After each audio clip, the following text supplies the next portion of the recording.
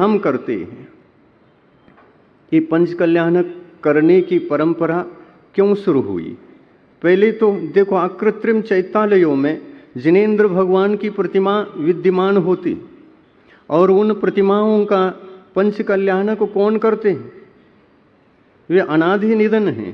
प्रतिष्ठा शास्त्रों में भी ये लिखा है, जिस प्रतिमा का पंचकल्याणक नहीं हुआ है वह प्रतिमा, ऐसी प्रतिमा लोगों के द्वारा अगर 100 साल तक उसकी वंदना लोगों ने की हो तो उस प्रतिमा का पंचकल्याणक आवश्यक नहीं है। ये प्रतिष्ठा शास्त्रों में लिखा है। मतलब ये हुआ, कोई भी जिन प्रतिमा की वंदना, पूजा, भक्ति लोगों ने बहुत किया है तो लोगों की भावना के माध्यम से उस प्रतिमा के भीतर चमत्कार, अतिशय प्रभाव स्वयमेव प्रकट होता है।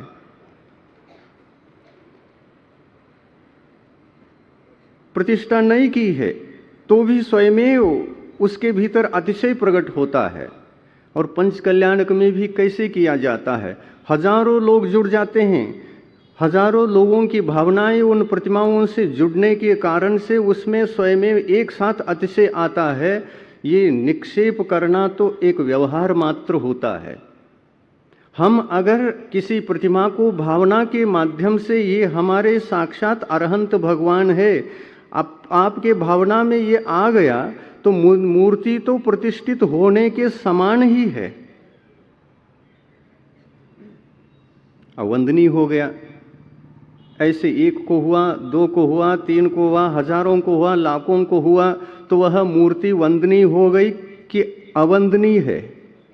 वंदनीय हो गई। प्रतिष्ठा करना तो एक व्यवहार निक्षेप का काम होता है कि भगवान अब पूजनीय हो गए, इसकी वंदना आप कर सकते हैं।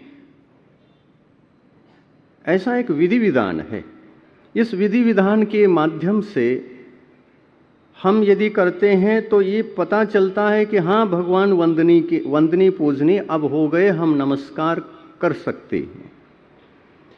नई नई प्रतिमा आती है, पहली बार प्रतिमा आती है, उसको प्रतिष्ठित करने का प्रयास हम विधि विधान के माध्यम से करते हैं।